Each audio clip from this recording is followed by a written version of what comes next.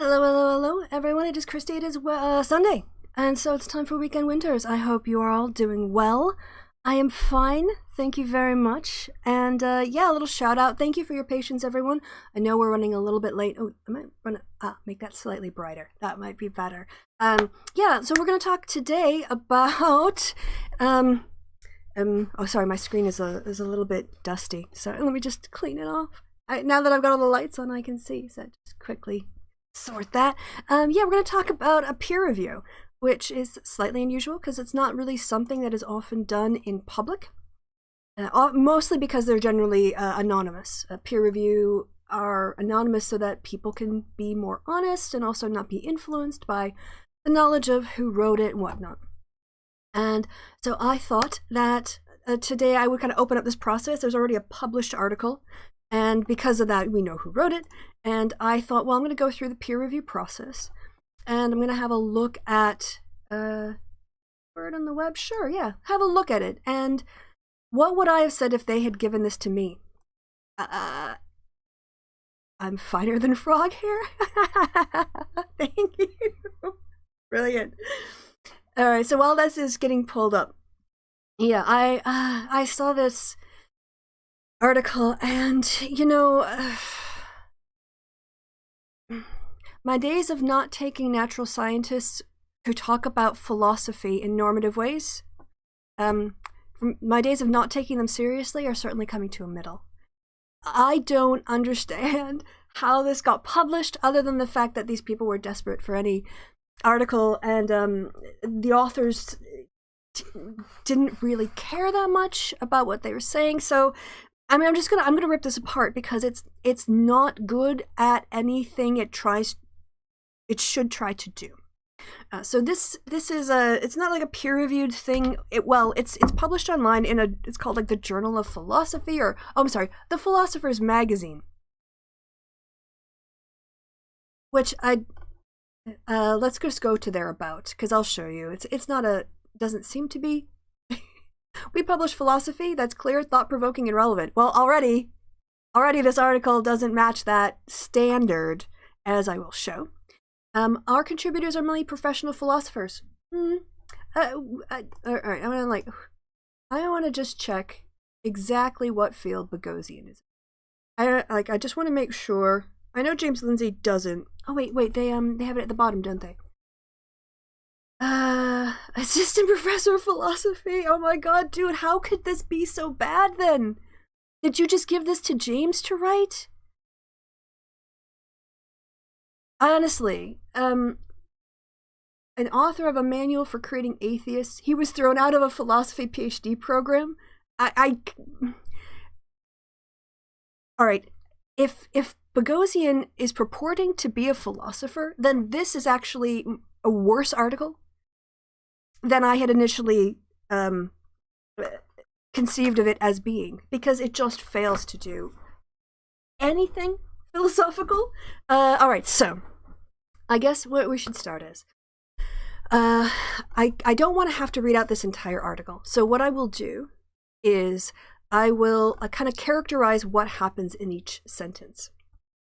And I don't know. Okay. Now I think before I do that, what I'm going to do first is give you a very clear set of criteria for a piece of writing, especially a piece of writing that's meant to be persuasive. Now, Peter Boghossian is the lead author on this utter garbage, incoherent garbage, and it just fails to do pretty much everything a good piece of writing should do. So in terms of what a good piece of writing should do, especially one that's meant to be persuasive, it should have a clear question or a clear problem. What is my question? What is the problem? It should then have a very clear and direct response to the question as posed. What is my answer? What is my solution? Third, you need to explain why people should believe you. Now, in the paper, what they do is they just keep saying, hey, look at science does this and science does that, but they don't connect it to current debates in philosophy. So, I mean, just on the most basic level, which I'll probably get to later, they don't even address the most fundamental objection maybe somebody could have who wanted to this argument, to the argument that math and science should be more of a basis of philosophy and philosophical like outcomes, which is like the is-ought distinction. When we're talking about ethics, which they bring up, how do they address the fact that, you know, the Hume's is-ought problem? If you're saying ethics should be more informed by science, then how do you deal with the is-ought issue? Right? So they don't explain the whole, like, why should I believe you? And then they also don't really have a clear answer of why should I care? There's sort of this assumption that we want to be, you should be good at philosophy, which itself is not defined. And that wanting to be good at philosophy, you should, you know, study maths, but they don't explain how. So on the 4 basics, what is my question? What is my answer? Why should you believe me? And why should you care? I struggled to compose a coherent narrative that would address those from what is inside of here. So that's one problem. The next problem is, whenever you're going to make an argument, a persuasive argument, you need to explain your argument before you start explaining your argument. It is the classic. What are you going to tell them? What you're going to tell them? Tell them, and then tell them what you told them. And that's because any piece of, like, a good piece of writing isn't like a mystery novel when you're trying to be persuasive. You don't want to have to wait till people get to the end of the document to figure out what your argument is. You want to stake your claims early on. In the first paragraph, you need to basically say, you know, like, what is the question, answer of why should people believe you and why should they care? And then explain how you're going to set up your argument. First, I will explain this. Then I will make this argument. Then I will cite this example. Then I will deal with this problem. And then I will deal with an answer to this problem. And in the end, I will draw my conclusion. One could say that this is an essay, so it's not nearly as rigorous. But there's no excuse for not doing clear writing, especially when what this article seems to be doing, instead of making a good argument that comes from a philosophical perspective, is it just throws math and science and goes, oh, look how awesome we are. Look how awesome we are. I'm not going to deal with what's going on in your field. I'm not going to demonstrate that I understand philosophical concepts like the is-ought question, which is a natural one when you're trying to make arguments from nature about ethics. It's so basic. They don't even mention, like, Kant and issues of metaphysics in terms of, in debates inside metaphysics. So the whole thing is just, there's no clear structure. There's no clear, like, persuasive argument being made here or constructed. The other thing that is shocking to me is the lack of clear concepts that this paper has. They just talk about philosophy and philosophers as if everything they say applies equally to every single field. And there's no demonstration of, we are going to limit our discussion to these types of fields that most compellingly can be argued to need an empirical grounding, right? And list the fields. They don't even do that. It's just philosophy, as if all philosophy needs to be linked, you know, to material existence. But then this doesn't. They don't go on to answer the question, like, well, when we say we want justice, surely there isn't one right answer to the question of justice. Certainly, you know, surely there must be contextualized things that happen that determine what is just based on the actions, as opposed to an appeal to the material world. Again, the is-ought distinction. What is meant by the name natural science? Yeah, basically that what they mean here is material existence that can be observed and tested empirically through your eyes, through observation. And that's kind of where they don't even acknowledge the limits of science in here. All right, so basically this whole thing is a hot mess. I spent about an hour working on this, and I wanted to see the review file, but no. In the review part, I wanted to see what I ended up with. Track changes. Is there not for? Oh no, track changes on. That's fine. Now, how do I see with? I'm used to using the Word version of this. Maybe I'll get that. I don't think I can get that up. Okay, this actually is pretty close. Yes. So I'm gonna do, what I'll do is I'll show you the final version. I wish I could, sorry, this is the first time using this app. Editing, reviewing, view, reading view, header, footer. What I want is the review view, that the track changes view that allows me to not look at all the changes. Show comments. Bummer. I should have field tested this before I went out. However, when I got to the end of it, this, I can take this out. X and make that a new comment. Just put that in here.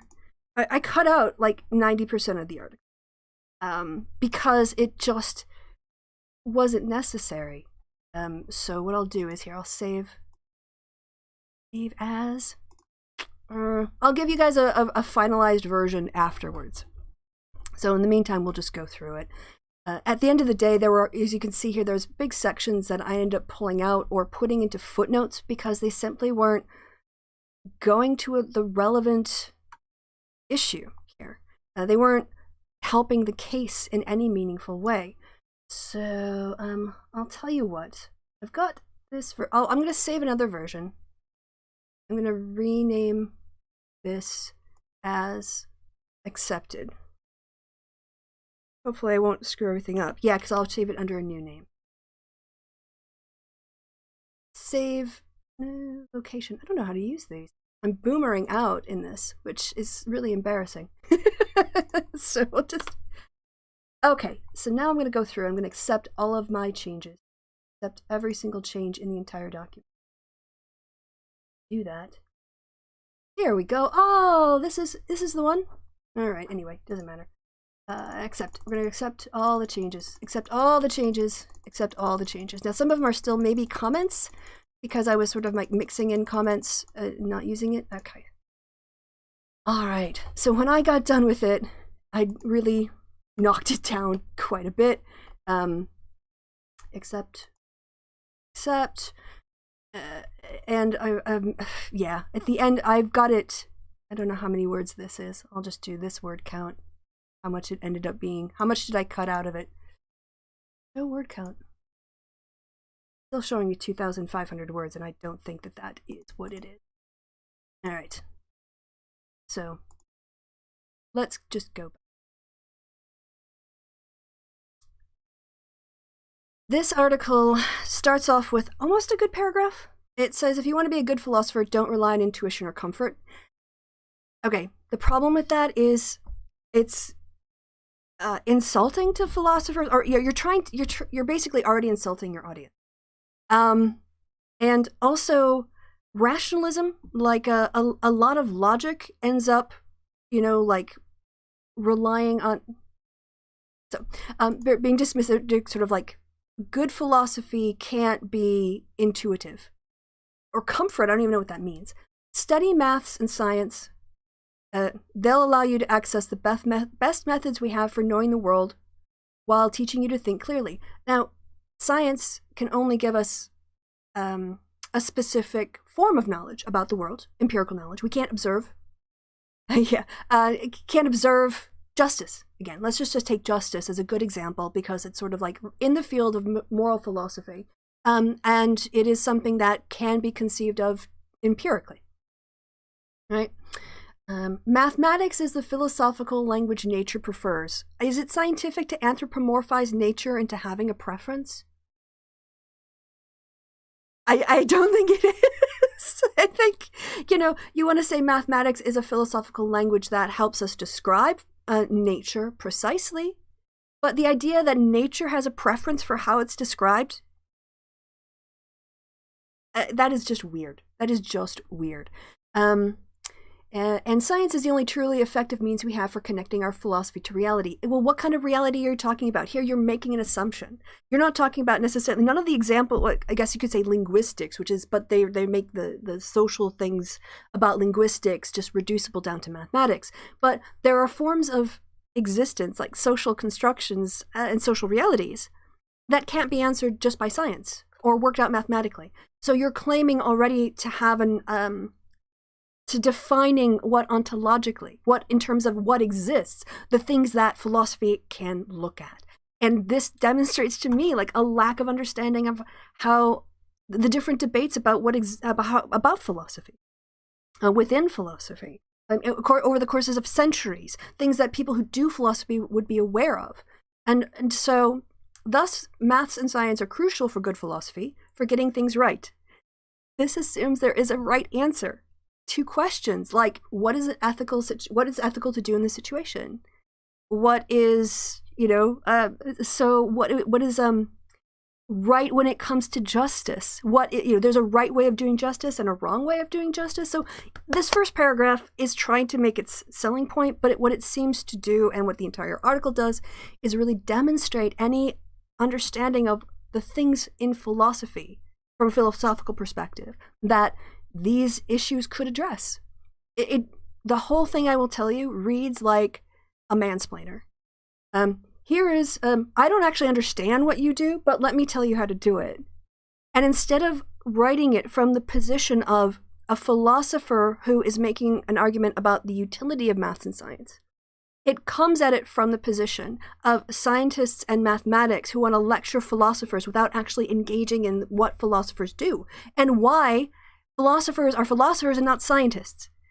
You guys want to make them be scientists instead of being philosophers, and you don't understand how to engage with them on the things that aren't science. So it's awful. All right, this next paragraph is garbage.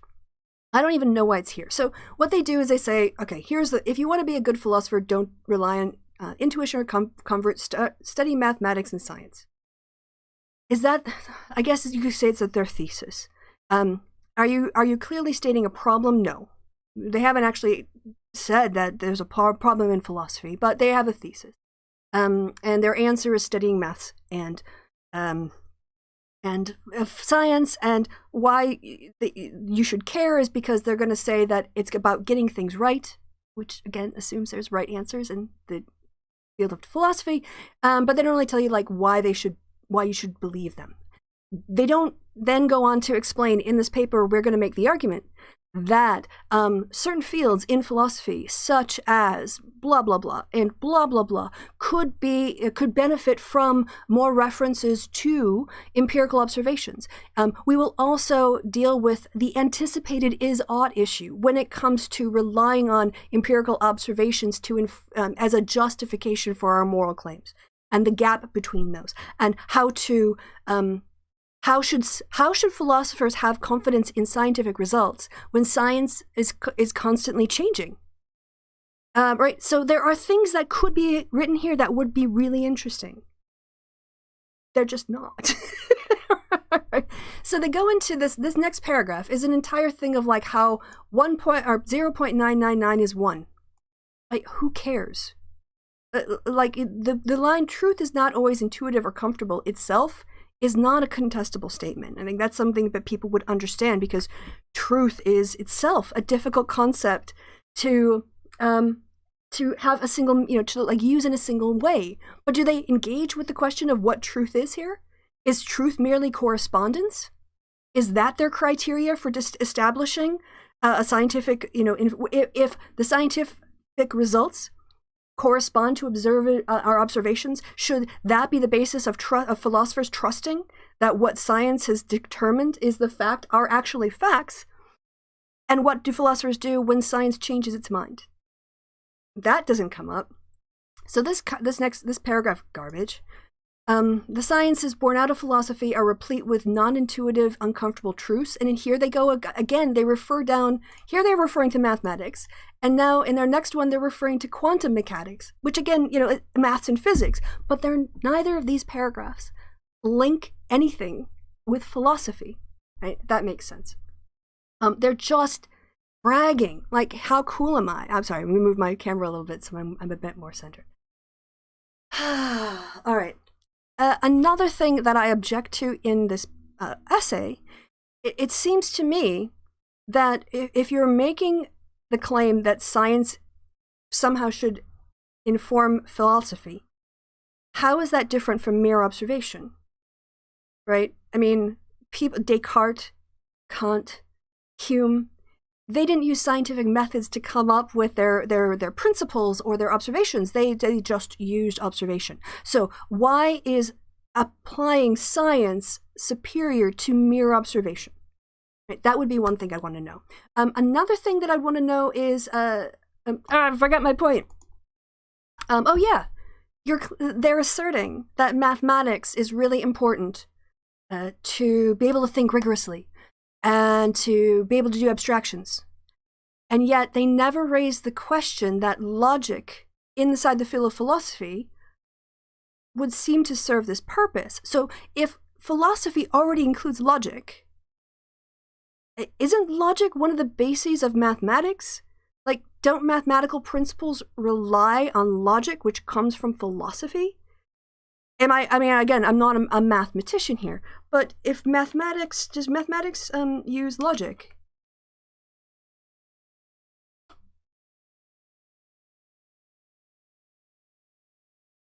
Mathematical logic, also called formal logic, is a subfield of mathematics exploring the formal applications of logic to mathematics. Oh, wait, so like logic comes first? The systematic study of valid rules and inference. You can't, that seems to me to be the basis of mathematics, right? So if logic exists in philosophy, and we already have the systematic study of valid rules of inference, i.e., the relations between that lead to the acceptance of one proposition on the basis of a set of propositions, or we're going to call it the analysis and appraisal of arguments. What does mathematics add on top of logic? What's the value added of learning mathematics when philosophy already has logic? Does that get answered? Does that issue get brought up in this article? No. And yet it's clearly relevant to a philosopher's point of view of why should I look more to maths and science from a philosopher's point of view.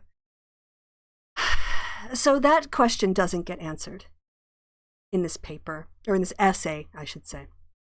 All right. Thinking philosophically requires our capacity to logic and rigorously examine ideas. Mathematics is an ideal tool for teaching this. Well, why is that better than logic? But I like, if you're a Boghossian, if you're a philosopher, why isn't this in here? It's so basic. This paper is terrible. I mean, I hope to God this was Lindsay.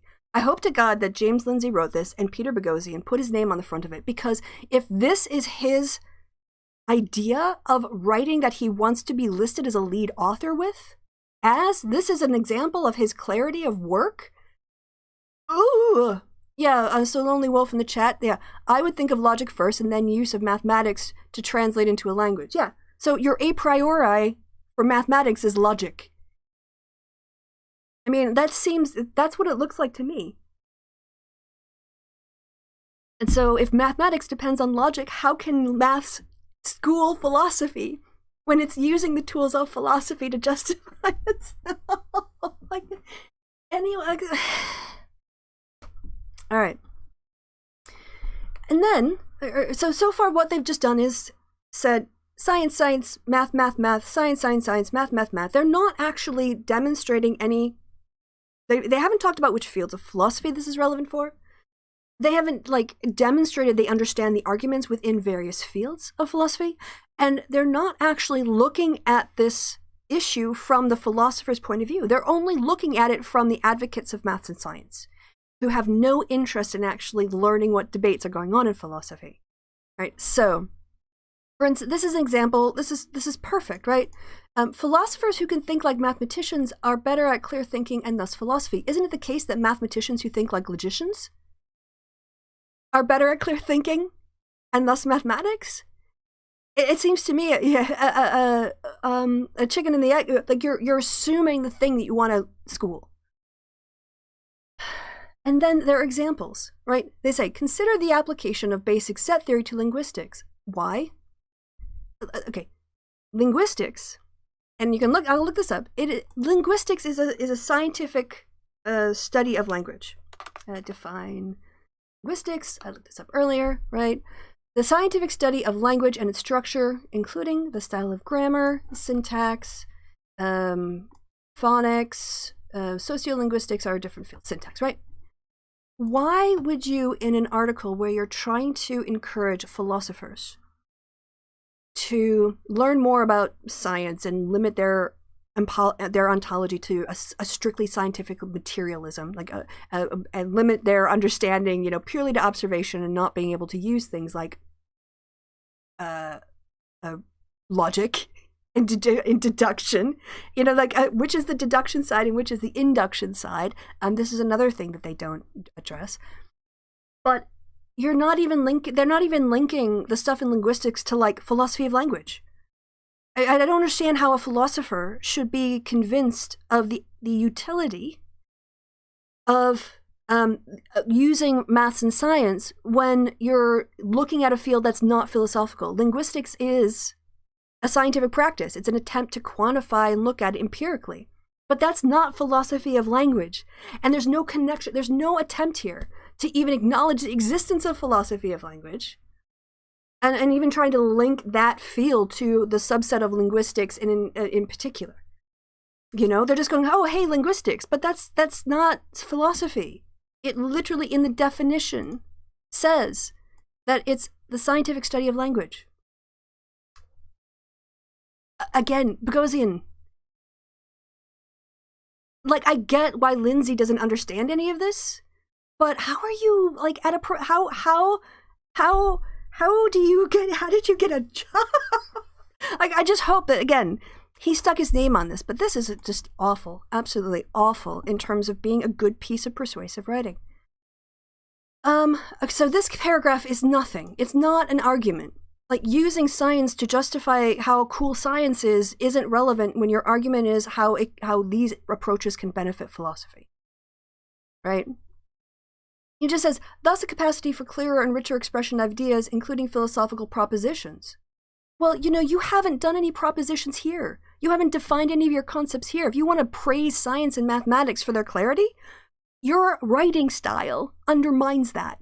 You're not clear in your writing style at all. You're not organized in your style at all. You're not precise in your language at all. If anything, this is an argument for why philosophy holds itself to higher standards than mere referral to an empirical finding, mere observation. Oh, look, here is my observation. I'm not going to deal with the is-ought problem. I'm going to say science is just, efficient at explaining things that science has been designed to look at, but I'm not going to make a good argument connecting it to the ought. I'm just going to throw more science at you. I've encountered a fatal exception and need to close. Yeah, this is terrible. All right, so even philosophical efforts on desperately difficult topics like ethics. And then they throw in this, the apparently subjective nature of which serves to quite reasonably something of a cordon sanitaire against the intrusion of too much objective empiricism into the provinces of philosophy. You mean the is-ought problem? Ethics are an ought. Empiricism is an is. You can't, again, where's the is-ought problem in this? Then, of course, they go on to like wank Sam Harris, who basically, similarly to linguistics, decided to take his issues and also, like here, picturing multidimensional topographies in which some measures of flourishing and suffering. Well, here's a question, like, how is it being measured? Is it an appropriate measure? Are we stuck with secondary data that other people have designed in order to capture one concept that doesn't really map on? Can we say that flourishing is the same in every single culture? Can we say that in terms of suffering, what is considered suffering might change from society to society? Is any of that? No. We just create a definition, and then we measure it, and then we go, oh, look, high and peaks, right? Here we go. The entire moral landscape can thus be thought of as a partially ordered set of moral positions together with their resultant consequences as measured on a hypothetical metric related to well-being and suffering. Well, that's precise. Well, it's a hypothetical metric. I can see why, you know, your guesses and your random definitions, which you're locking in to describe reality, should really convince me of the ought part of the is-ought problem.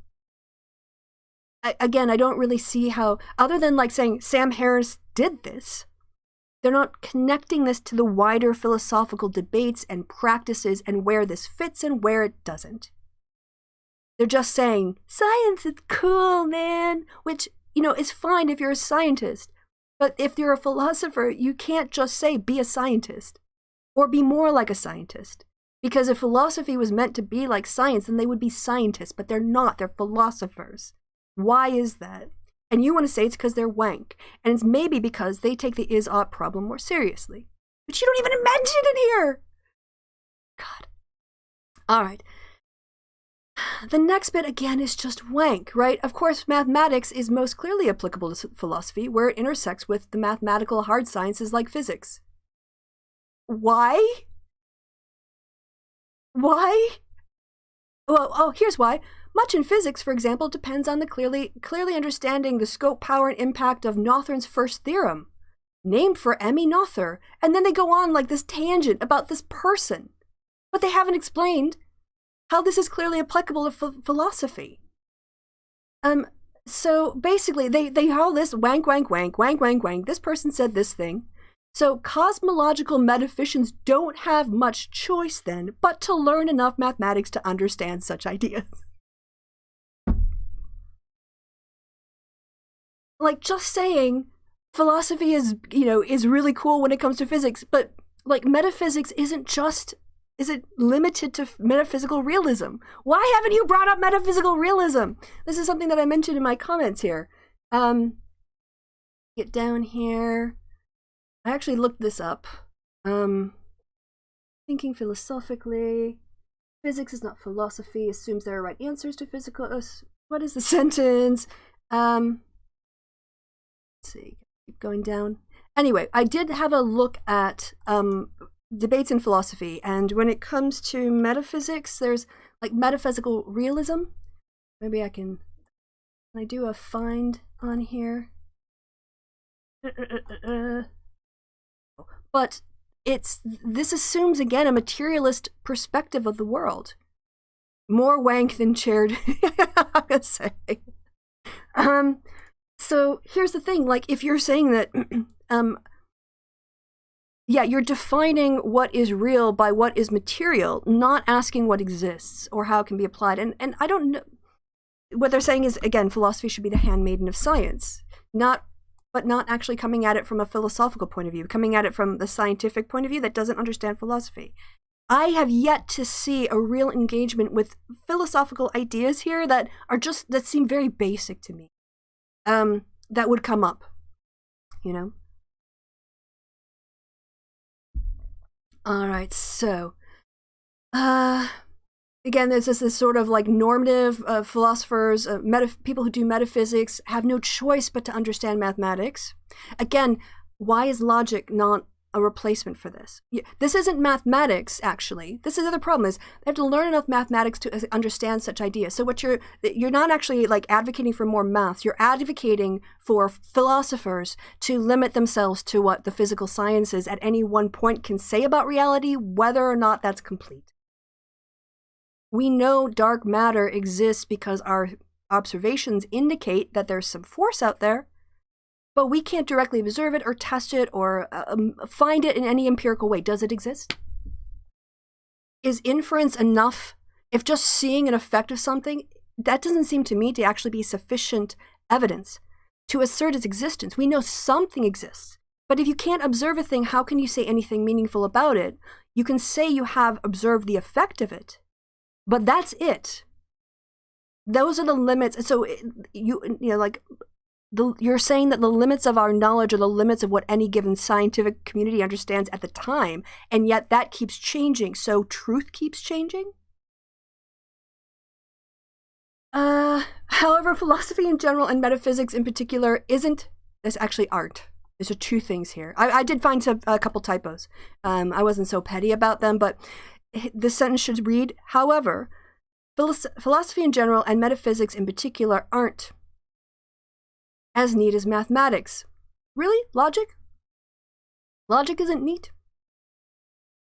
Because it must engage with the messiness of the world to help us ascertain its truth. Some philosophies, yeah, but, again, this doesn't really demonstrate a deep understanding of the philosophical fields that they want. They're not even saying, like, we're speaking to phenomenology and we're speaking to moral philosophy, but we're not speaking to the people who do, logic over here, or we're not speaking to this crowd. They're just blanket crapping all over philosophy without any kind of precision, which is ironic when they are supposed to be the precisionists because they're so good at their thinkings, yet they don't demonstrate it in their writing. And this is why STEM needs to stop crapping on the humanities, because y'all can't make an argument. Again, Boghossian, what the heck?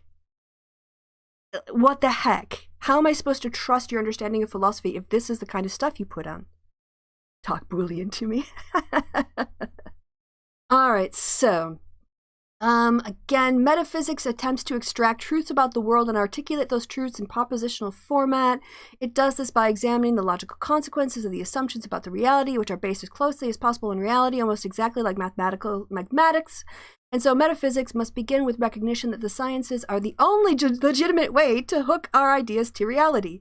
So what they are saying is that metaphysicians have to take a normative position on what exists, and that what exists is determined by science, regardless of, like, all right, so let's look, let's say, metaphysical realism. There is actually a field that does this. All right, here, philosophical realism. According to metaphysical realism, the world as it is independent of how humans or other inquiring agents take it to be. The objects the world contains, together with their properties and relations they enter into, fix the world's nature. And these objects, together with the properties they have and the relations they enter into, exist independently of our ability to discover they do. Metaphysical realists argue none of our beliefs about the world could be objectively true, since true beliefs tell us how things are, and beliefs are objectively true when true or false, independent of what any person might think of it. So here's a question, like, why haven't you actually acknowledged, like, metaphysical realism within metaphysics? Why do these guys treat the entire field as if there is no recognition of observation and correspondence? Metaphysical pursuits that become too tangential to the world by being oblivious to science are little more than academic hobby horses. While that is your opinion, it isn't actually reflected in the fact that people who do philosophy publish all the time without having to be limited to what the current knowledge of science claims to be. So again, this isn't an argument. I don't find this persuasive. They're not actually acknowledging the areas in philosophy that are potentially already compatible with these, or if they are, like, no, I don't think they are. I had to look up these terms myself, right? They just kind of crap all over philosophy generally, and they pull out linguistics, which is a science, or they pull out Sam Harris using mathematics and observation and a hypothetical scale of happiness and grounding it in empirics, but not making a case about the is-ought problem. Okay. One might contest that some branches of philosophy, like ethics, don't need to articulate truths about the world. Okay, I mean, again, is this like a straw man argument? Who says this? String theory at this point is a hobby horse too. Exactly, Flint. Yeah, so is dark matter. Again, if it requires observation, and we can observe the forces, but we can't observe the thing, there's little we can say with certainty about it. So does it not exist? Some might contest that no branch of philosophy. One might contest that some branches of philosophy, like ethics, don't need to articulate truths about the world, or even that no branch of philosophy does, because the purview of philosophy is inherently abstract. Again, like, are there real peoples here? And how does this, like, what do you mean by truths? What do you mean by, like, truths about the world? How is ethics linked to a concept of truth about the world that is independent of human construction? Like, you might be able to make an argument there about what truth is, but how do you make a truth about a moral decision? Ugh. Further philosophical inquiry is to have real-world significance, which has been the goal of every ethicist since Socrates. Well, it's not philosophical inquiry here, it's ethical inquiry. The results of one's inquiry must be capable of being applied. Okay, I don't know why, okay. But then you go on Peter Singer's eloquent abjurations against eating animals, for example, may be logical consequences of assumptions, but both his assumptions and conclusions are immediately tied to reality. Don't eat animals, a real applicable behavior, because the real suffering of real animals. Great, what you've done here is demonstrated an argument that didn't need maths or science. It just needed observation, a moral framework, and logic. So how is this example convincing me that I need to know more maths and science to do ethics?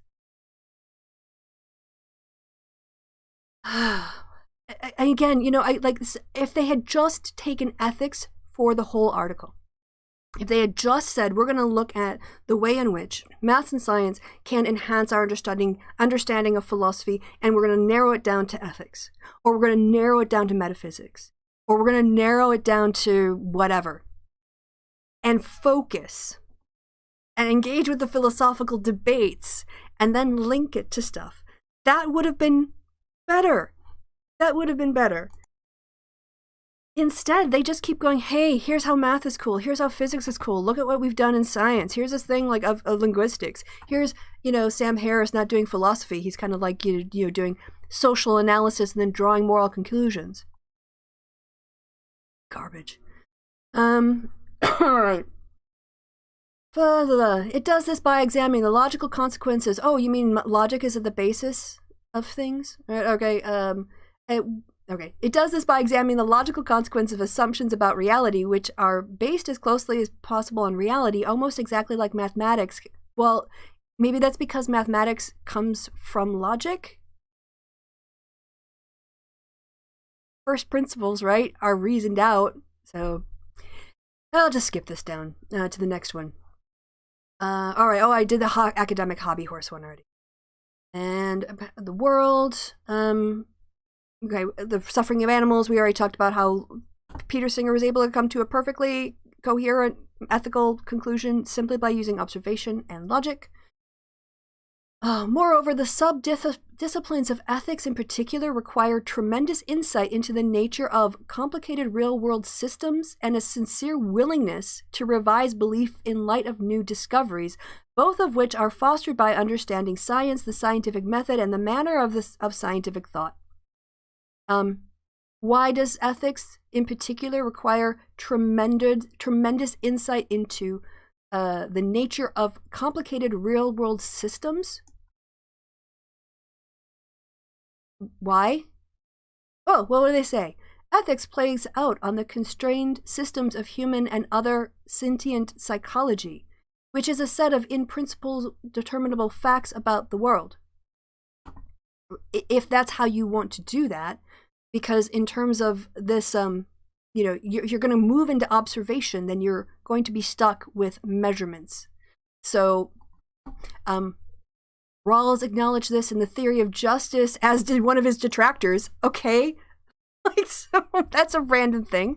These facts are unlikely to be neat and clean in the same way as calculating ballistics for a rocket going to Jupiter, but they still represent a hypothetically knowable set of facts about the world. So you're guessing. They're hypothetically knowable. But are they complete? Poignantly, much within that set of facts is not arbitrary. Everything in the set depends upon the realities of minds that perceive pain and pleasure, joy and despair, pity and schadenfreude. And how do you measure that? By going to subjective subjects and asking them their subjective evaluations, and then you take those subjective responses that you force into a false set of like categorical variables, into a scale, Like, here, take your subjective experience and make it objective for me. And then I'm going to use that as if it were truth. And then from that, I'm going to claim that I can describe a real reality, despite the fact that that my numbers are a function of the scale that I gave you in some way. There's no... All right.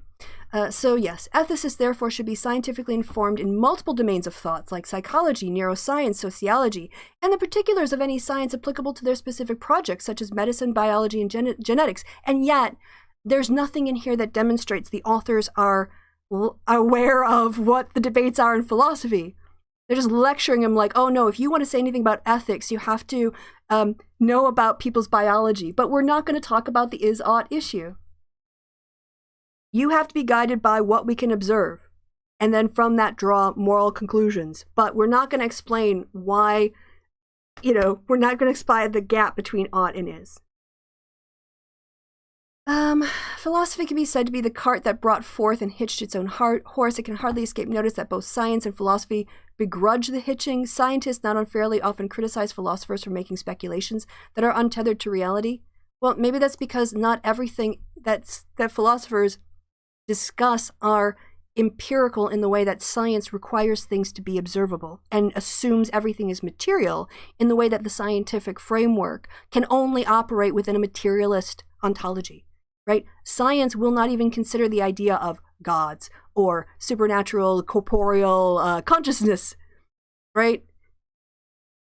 And that's fine, but they're not acknowledging that they are themselves a bit of a tautology. Like, if the only thing you ever look at is that which can be observed and is material, then the only things you can ever say anything about is that which is observable and material. But what about things like justice? You can operationalize the concept of justice in many different ways, but that doesn't mean you ever have actually captured the essence of justice. All right, so basically this kind of... I'm getting tired now. But science, however, unambiguously gets exactly what philosophers are after: correct answers to relevant to the world. Oh, yeah. This is the thing. Science gives the most correct answers it has at the time, which is fine. Because we should always be open to the fact that our knowledge is imperfect. But if you are saying that your knowledge is necessarily imperfect because it is based on this stuff, then you can't go around telling other people, no, you have to limit your discussions to our current understanding, imperfect understanding of what is. And this is all you can talk about. And our imperfect assertions, which might change tomorrow with new evidence, are truth. It's just wrong. Yeah, I'm going to have to get... Well, we're hopefully going to be done with this pretty soon. I'm going to need to get some more coffee for sure. Okay, so... They go about Spinoza and Descartes, who, known for using the geometric model in philosophy. Yeah, but the geometric model is grounded in logic, isn't it? All right, so Peter Unger, whose empty ideas is devastating to enormous swaths of philosophical pursuits, especially those that are scientifically uninformed. Well, how come you didn't unpack any of these ideas? You're just referring to this guy as an authority. Appeal to authority. Oh yeah, this guy, one guy. If philosophy hopes to achieve its truth-seeking, epistemological and metaphysical ambitions, and thus have abiding significance, it must be rooted in science. Must it be rooted in science, or must it be rooted in, empiricist observation? Which, you can have that discussion, but why should philosophy be rooted in science when science does not produce perfect information, let alone truth?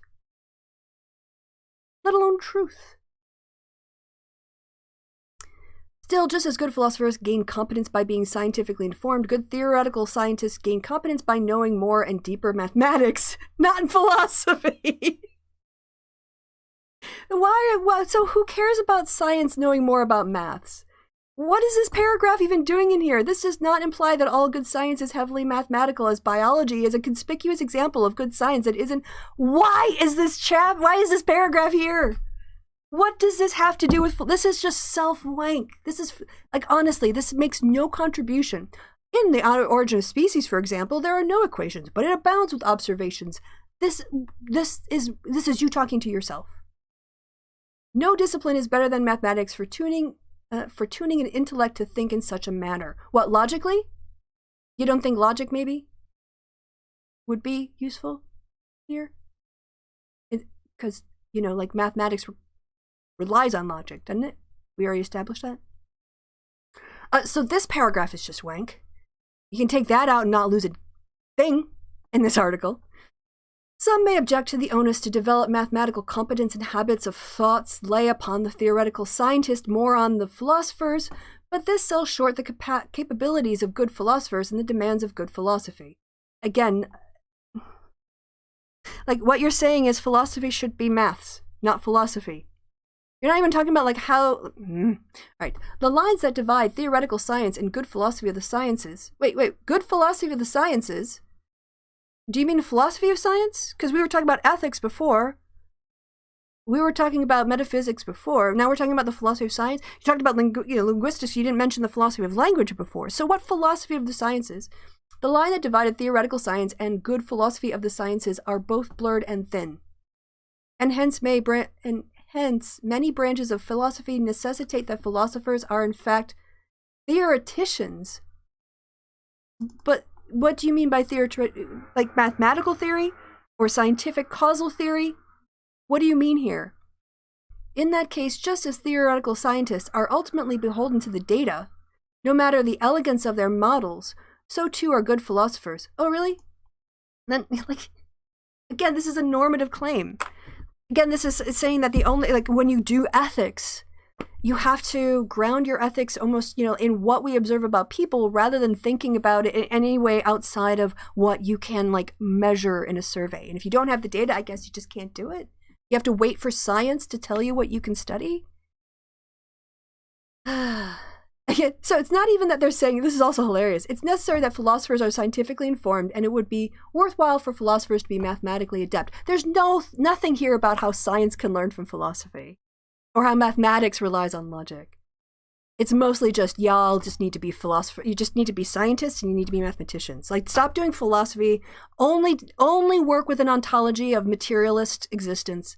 That's the only thing that can exist. If we can't observe it, it doesn't exist. And oh, by the way, all of our conclusions are tentative anyway because any piece of evidence could just completely unpack or destroy or dismantle what we know to be true, but you still have to treat it as true until we tell you it's not true. Until then, truth is what we say it is, and then you can study what we tell you is truth until we change our mind. Why should we trust you if you can't produce certain knowledge? I'm not saying that philosophy is producing certain knowledge, but if you ain't doing it better... If you're intended, you know, like it's correspondence theory, all that, but that's what science is meant to do.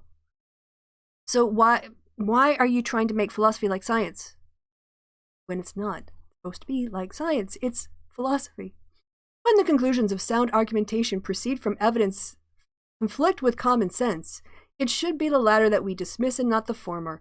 Good philosophers don't rely on intuition or comfort. Oh, like Rene Descartes saying, "I think, therefore I am." That's not good philosophy. David Hume holding the is-ought distinction as a problem. That's not empirically based. That's not philosophy.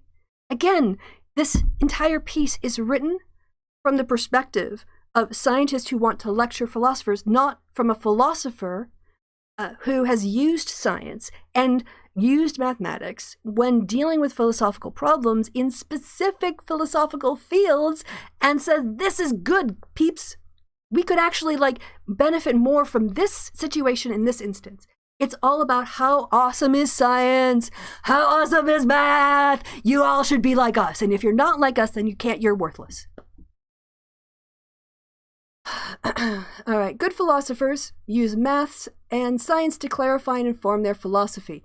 You know what would be great if you demonstrated through peer-reviewed publication that good philosophers, which you don't define, get published more. What do you mean by good philosophers? Do you mean philosophers you agree with? Is that it? Like the Hegelian dialectic, can't properly be operationalized, so we shouldn't even use that idea? There's no value in I think, therefore I am, if we can't relate it to something in the empirical world? The mind is a mental substance. Yeah, how are you going to do phenomenology? Not phenomenology, which is the study of experience, from a brain point of view, but from an experiential point of view. Right? two people can have the same like brain experience in terms of pain, but you know, like interpret it quite differently or feel pressed by it at different levels, right? You can't get at that objectively because it's a subjective experience. And if you try to make all subjective experiences into an objective scale so that it's more convenient for your model, then you're not getting at the truth. You're getting at your representation of what you think to be the truth, that you've organized in a way that is convenient for you, but doesn't really reflect the original data. So is that truth? When you try to transform variegated subjective experiences into discrete categories that are artificial, that are really just a function of needing to be in order to do the kind of statistical method you want to use? Maths helps hone skill of clear and rigorous thinking. So does logic. So again, I don't see where you've made an argument that maths are needed above and beyond what is available to philosophy in terms of logic. And science is unparalleled at determining facts and exploratory theories about reality. Oh, again, that loaded word. So you can have, you know, science is unparalleled and in terms of its facts and its theories of describing what we observe as reality. But the reason why the social sciences have a more difficult time describing the world is because people don't behave the way that, you know, like matter does. Their conscious minds. It's much more difficult to predict their behavior because there are so many things that could potentially influence them. Right. So when we make these, when we have explanatory theories in the social sciences and we make predictions, we're talking in like vague generalities. And if we're more right than wrong, then is that reality? We kind of described it. We got part of it. Right? We're using all the things that you told us we're supposed to use. We're using observation and we're using deduction and we're like, you know, like grounding it in theories and testing it. We still can't get at reality. So this piece doesn't even properly like acknowledge the fuzziness in the social sciences, even though they're scientific and they're grounded in mathematics quantitatively for the quantitative methods. So, you know, reality, like again, just saying that you're describing reality, you're limiting it to materialist ontology. Right? There's nothing in here for like justice. What is the reality of justice? Riddle me that. Maths and science are therefore crucial for philosophy to make contributions of enduring worth. You have to be mathematicians and scientists to do anything in philosophy. That's not a normative statement. That's not like a value judgment that has no, other than like, this is their fees. I don't think they've demonstrated this at all in how maths and science are crucial for philosophy. They've not demonstrated they're crucial for philosophy. What they say is that you'd want them to be like that. And so those who wish to be good at philosophy should study both. You've not been persuasive. It's not, and it doesn't even have in this paper, I have made the case that this particular field of philosophy that is already interested in looking at human behavior or how the universe exists could benefit from more inclusion or a drawing on the current information on the physical sciences. Like, so if you wanted to say, for those who are engaged with,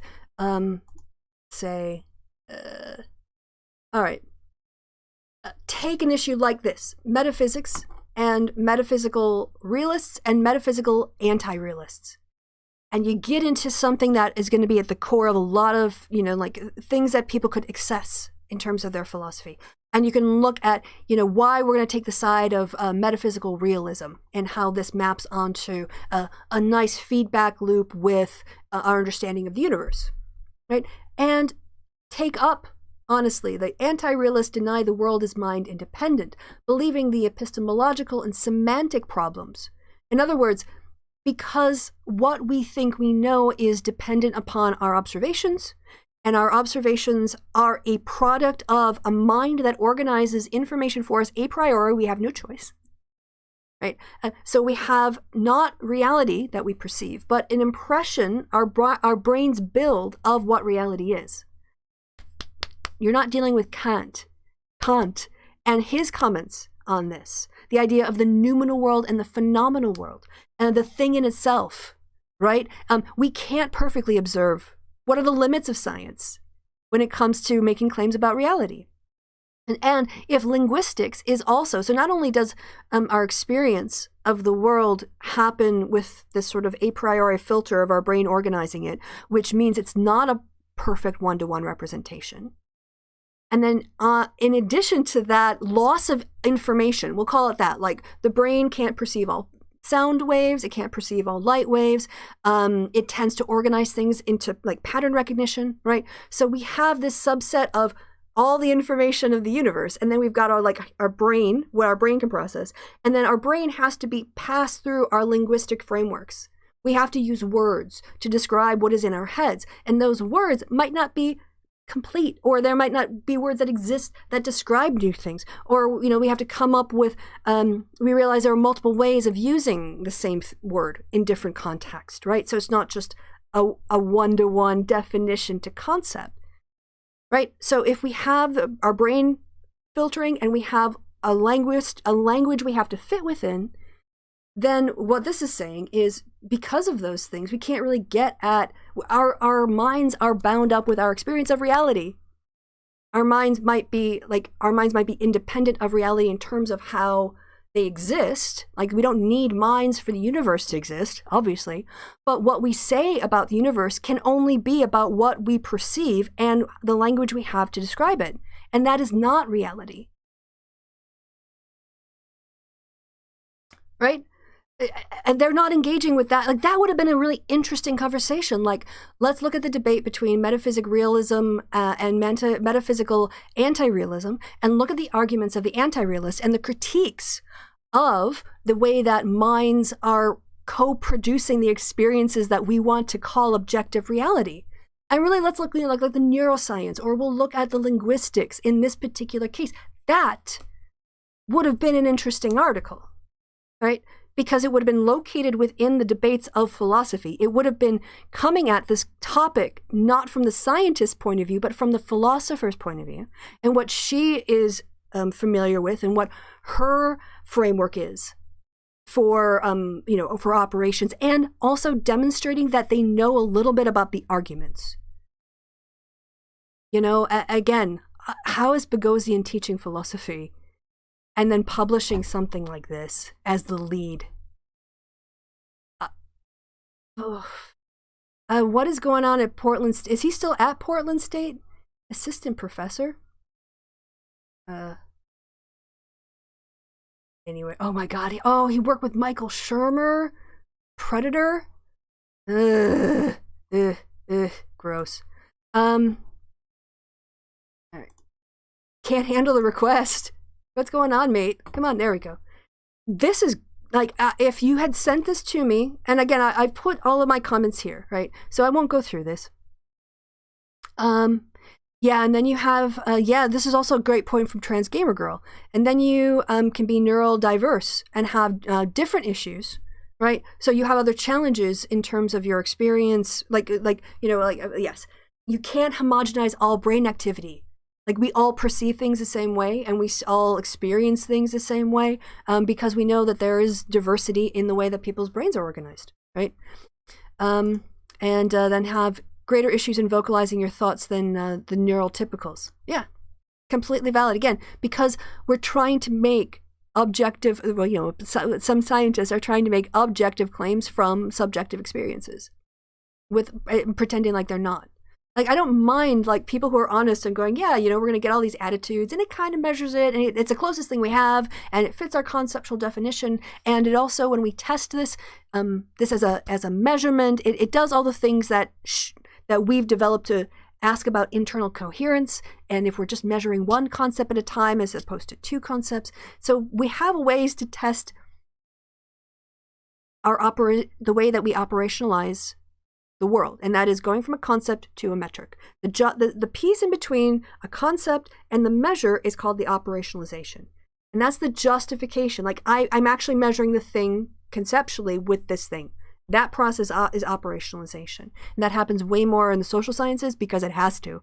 And the physics, I don't see that there's once you get into established and accepted operationalization for the speed of light, you don't have to go back over it and redebate it over and over again. So I've gone, imagine he was your professor, I know, JC. At the end of the day, I cut most of this out because it wasn't making an argument. Also, the organization of the paper was really super poor. Like the last paragraphs were actually much better suited to being closer up into the top of the document where they were supposed to be laying out their arguments. They don't have a conclusion section where they sort of like look back at the piece and say, we started out asking this question and we made this argument, and the most powerful part of this argument was we think this thing here, and then our advice is to philosophers that you should do this, and we think because, what is my question? What is my answer? Why should you believe me? And why should you care? They don't do this here. Kristi hand gesture bingos. Oh, am I all over the place? That's very possible. I do tend to talk with my hands a lot. All right, so can I get a way to... I want to do the thing where I open it like in Word and accept all the changes so that show pop-up one. That's fine. So I could show what like the final version of it would look like. But I think the problem is that I don't have the original. I set it to just view because I didn't want you guys to like change it and then go, oh my gosh, look at this thing, Kristi. Not that you do it, but like if I put it out there, there are gonna be some trolls. So I mean, I don't even like. This is embarrassing. This is seriously embarrassing. Yeah, I would have told them to reject it if you had given me this as a peer review. They're just so. Also, I think it's probably helpful to know a bit more about the peer review process in terms of what things get like the the acceptance or the rejection. So you might know that someone submits something for peer review, it becomes anonymized. The work becomes anonymized. The reviewers are also anonymized. I mean, the editor knows who everyone is, but nobody knows who the other ones are.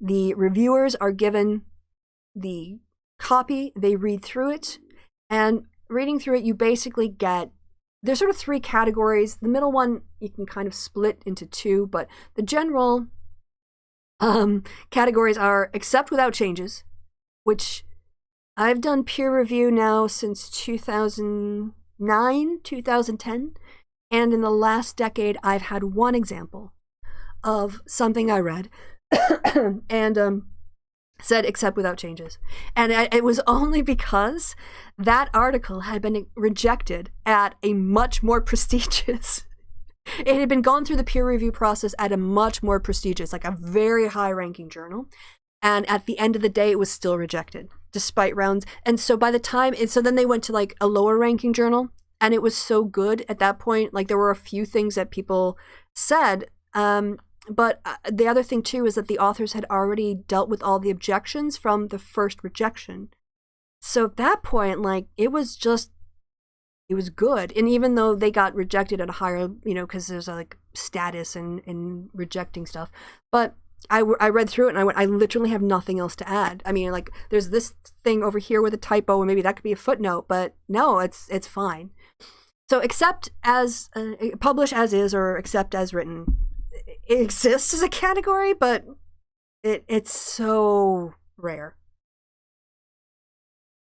The next one, and the most common one, besides a desk reject, and that's the editor doesn't even send it out to reviewers, which might be more common. But if you make it through the desk rejection possibility, you're going to get a revise and resubmit, unless you get a rejection, which is the last category.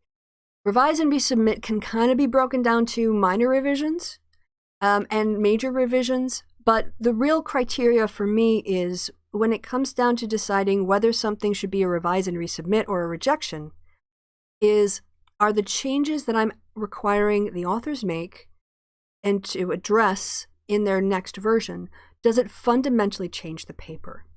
If it fundamentally changes the structure of the paper to the point where it's almost going to be a new paper, or they would have to rewrite so much of the paper in order for it to meet the requirements, that it would be a different paper than the original, then I say reject.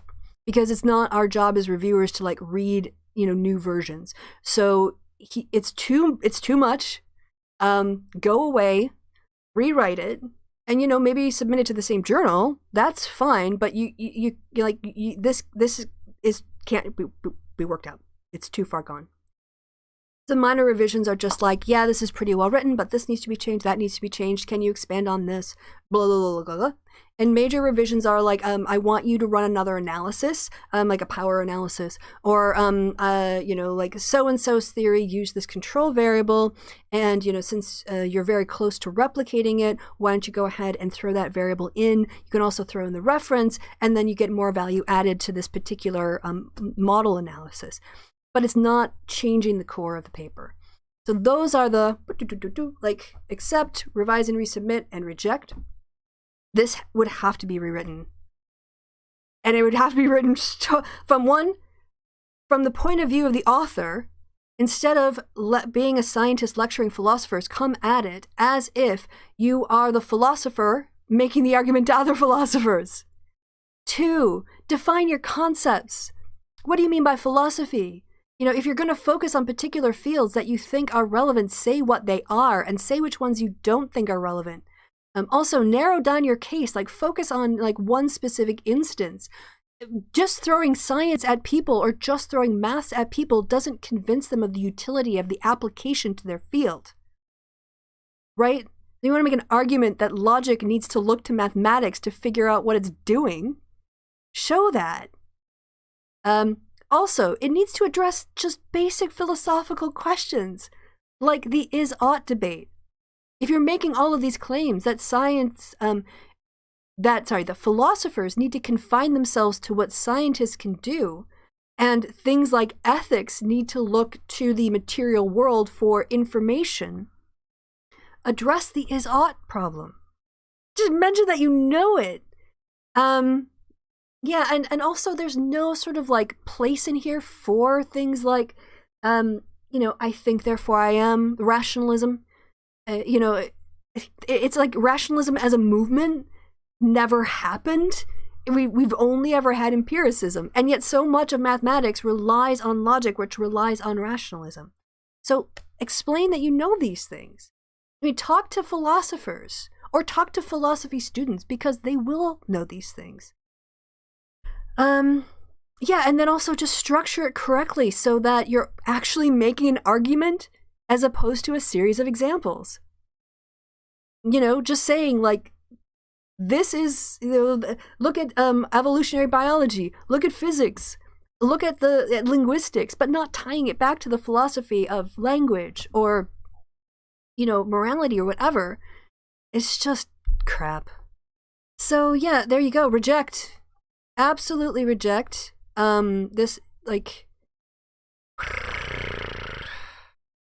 exhausting. It's like exhausting trying to find coherence in a rant, as it were.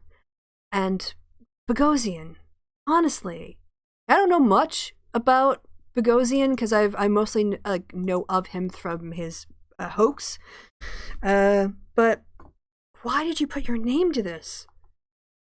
Why did you put your, like, don't you think shouldn't you, like, write coherently every single time? Anyway, so I've been transparent here. I've given you guys my article link, which isn't working right now, but it's there. You can go ahead and look more deeply at it. And then what I haven't done so far, so if I was going to do a proper peer review of this, I would then have to write up a report. And in my peer reviews, I always put the decision up first because I feel that that's what the editor wants to know. Whenever she's organizing this stuff, she doesn't want to have to read 3 paragraphs into my review to figure out what my decision was. So I always put up my, this article. So, for example, I would say, this essay is, want to be good at philosophy, study math, and science, purports to be a argument that philosophers must be scientifically informed. I recommend rejection of this essay on the grounds that it does not ultimately do what it says it's going to do, which is to make arguments that are relevant to philosophers about the utility of science and math.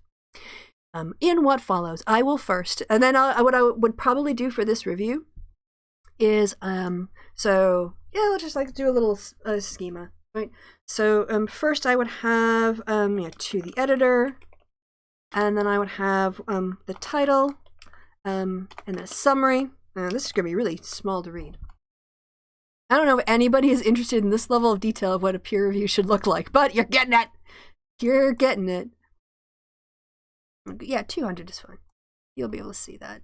And I'll move it over to. So, no! Microsoft Word, you're being very annoying. Alright. To the editor. Title summary of the. Not oft. Oh, my German is on. Of the essay. One sentence or one or two sentences. And then recommendation. Then it would be advice to the authors. And what would then I would list out what the things they would have that I would recommend that they would do in order to get published. And so here I might deal first with just like the structure of the paper or the lack thereof. And also the lack of a scope to more precisely show the relationship between the benefits of science. I would also want them to restructure the paper into an actual argument and not simply appeal to science.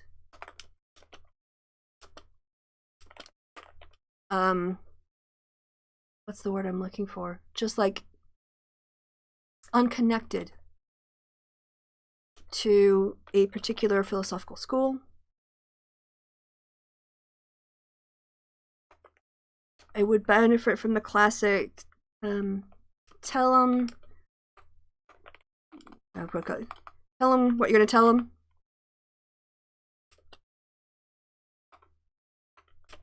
Truism or tell them advice, because you're making an argument. You want to remind people of one, you want to tell them what it's going to be, then you want to make your argument, and then you want to like find the most important parts of your argument and put them in your conclusion, so that is what they take away.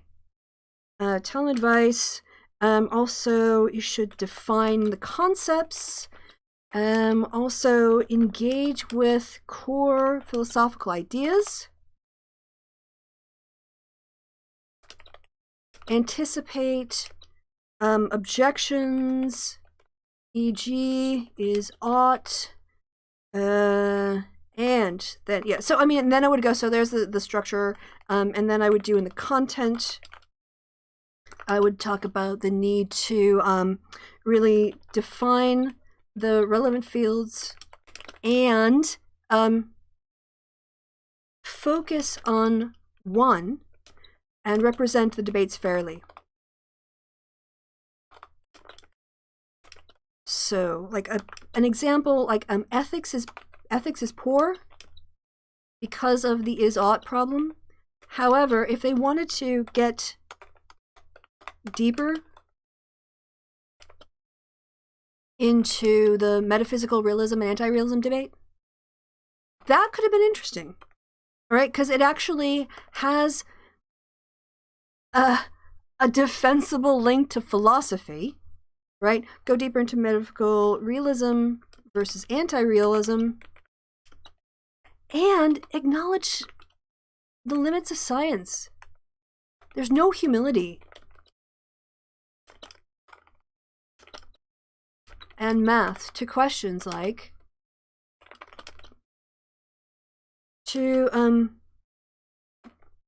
questions of justice and what that means or could mean or has meant, right? There's no humility about the fact that science can only say things about the material existence that we live in, There's no sort of like, yes, it is lazy when it comes to asserting of what reality is or truth is without acknowledging these things are not fixed. The complicated without acknowledging those terms are complicated and not entirely covered by the notion of material ontology, by pointing to material ontology and assumed material ontology. Yeah, so I mean, all of these things would have to be done before I would accept it. And then what else? Oh yes, like better use of footnotes if they want to. Footnotes would allow for an elaboration of ideas like math without distracting the reader from your main argument. It seems distraction is the point. Distraction via example of science after example, example after example, is not the same as being as an argument. So that is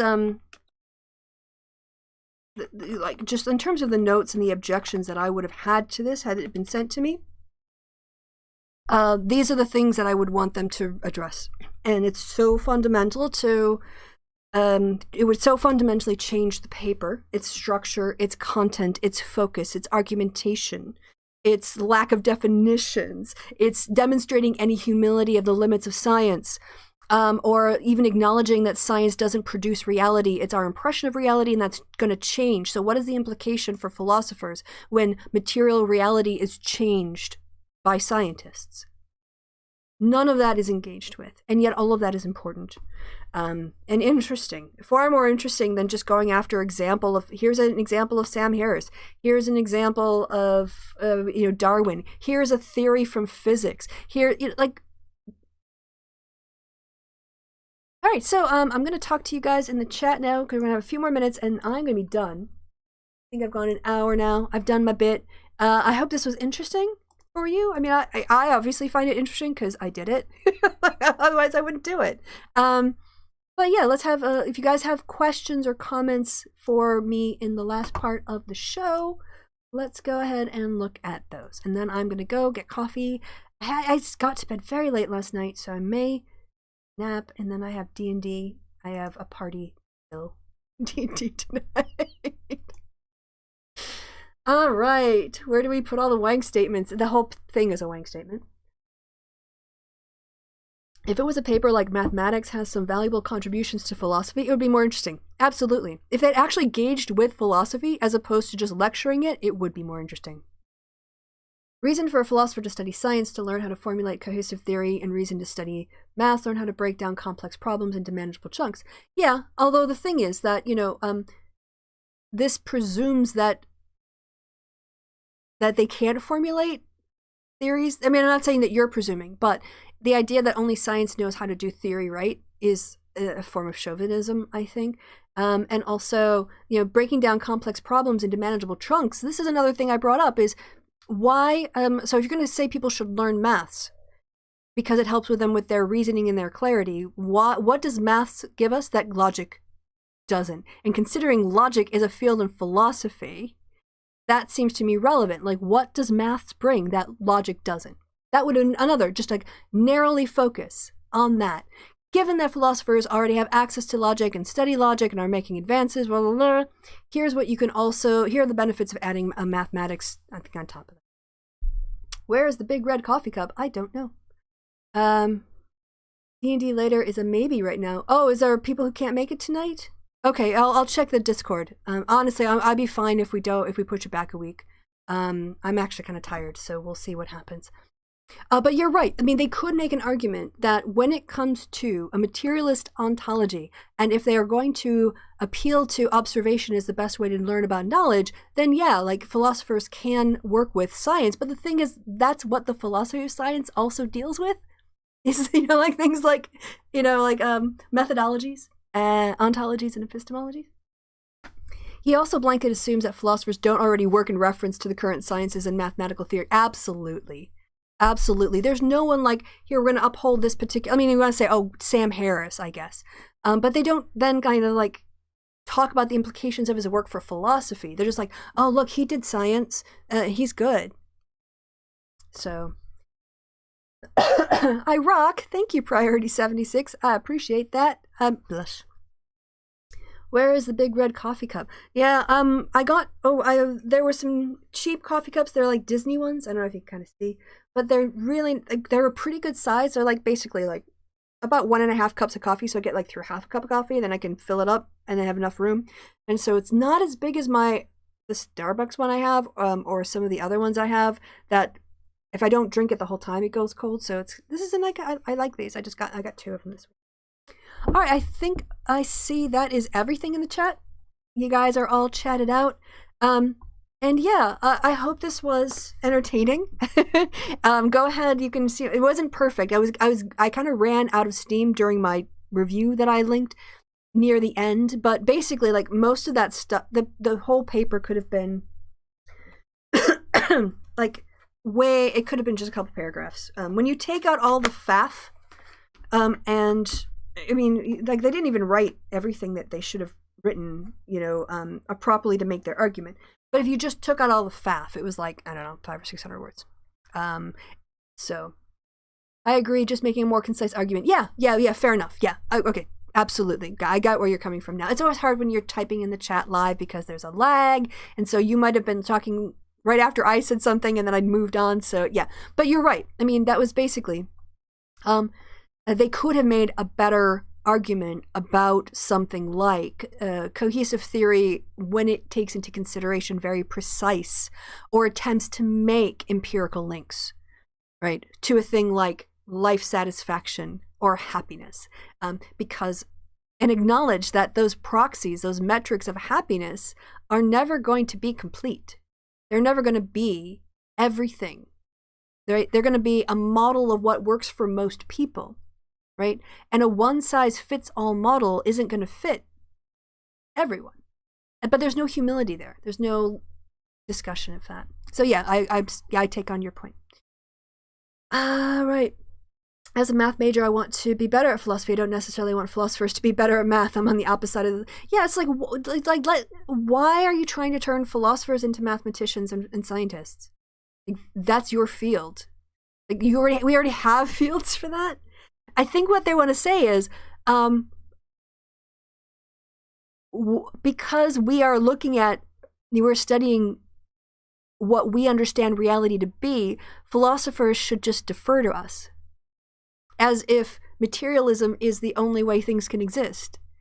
And, within materialism, you can have, even realism, which looks at forces in the world like actual sort of like the force of aging is like the force of gravity, like it's a real thing we can go out there and measure that exists in the world.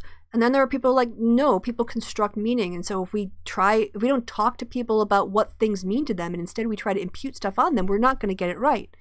So anyway, you're never chatted out. Right? So that was an insight into like how to do a peer review. Which is ultimately an evaluation of a piece of writing to see if it should, if it properly contributes to the discipline. What new and original information has it contributed? Or what argument is it making in a new or better way? Or what is it replicating from the past but updating from a new situation? What did we really learn about the relationship between philosophy and the limits of science in this article? What have we really learned about the difference between logic and mathematics in terms of the way that they benefit our reasoning? Nothing. So I don't see the value of this article. That's why I would reject it. And it's not an article, it's an essay. Okay, I'll say an essay. But still, any piece of writing should communicate clearly. Any piece of writing should let people be clear about what people are supposed to take away. And this is basically what comes across as, I swear to God, I mean, I'm being charitable here, being very charitable to Peter Boghossian in saying that James Lindsay wrote this essay and then Peter Boghossian just put his name on it. Because if he is the lead author on here, I don't know how he earns a paycheck. It's not even a first draft. You know? From somebody who should be a professional philosopher if you're getting paid for it. In my humble opinion. All right, peeps, I'm going to get going. Did not logic arise from early Greek philosophy? Absolutely. As I said, I think philosophy actually comes before mathematics. I think there's logic, and then mathematics draws upon logic. So, people can educate me if I'm wrong, that mathematics gave way to logic, but I don't think that's how it worked. That's not my recollection. All right, guys, I will, I can tell you a little bit about, I'm working on a video response to King Crocoduck. I recorded it yesterday, and it's mostly to do with a lot of the topics actually brought up here, which relates to, King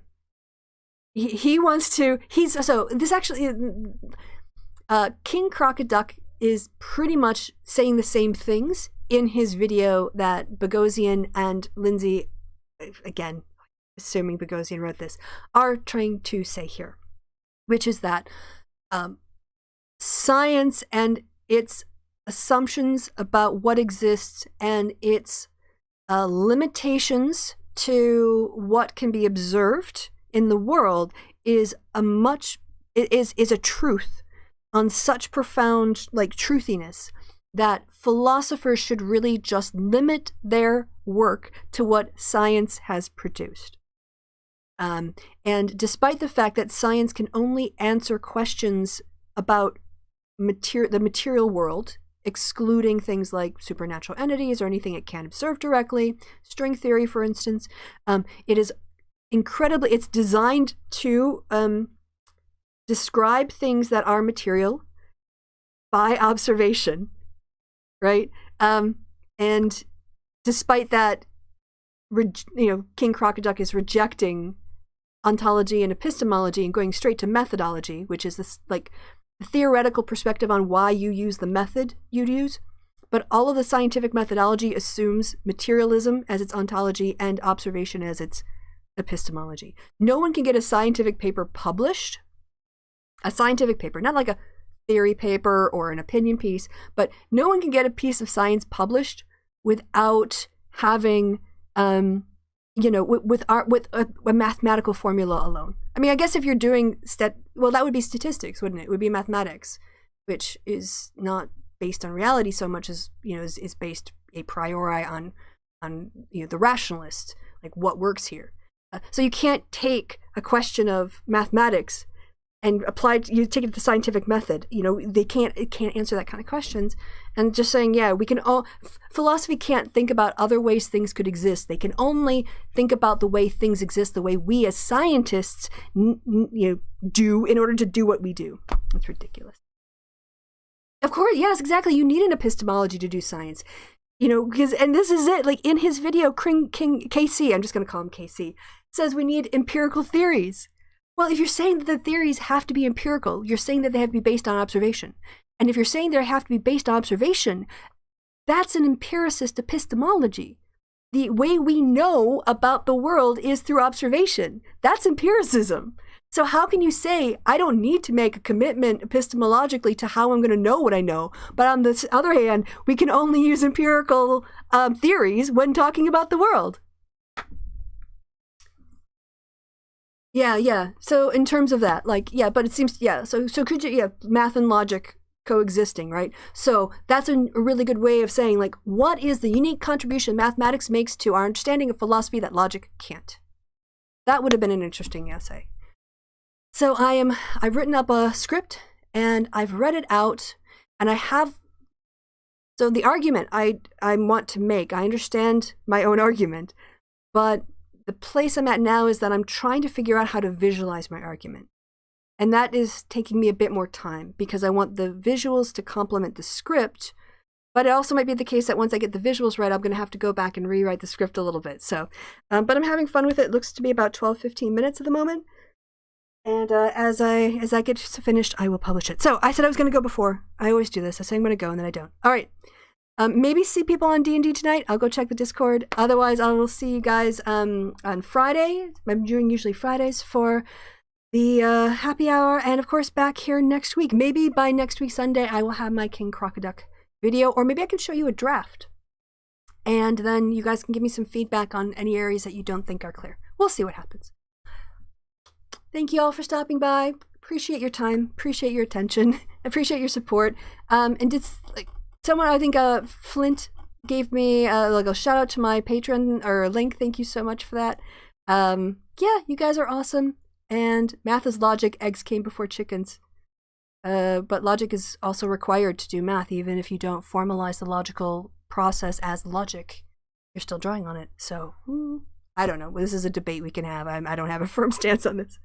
All right, y'all. I've been Kristi. You've been awesome. Have a wonderful Sunday, wherever it is, whenever it is you are. And until next time, yeah, goodbye from me and be awesome. I'll catch you later.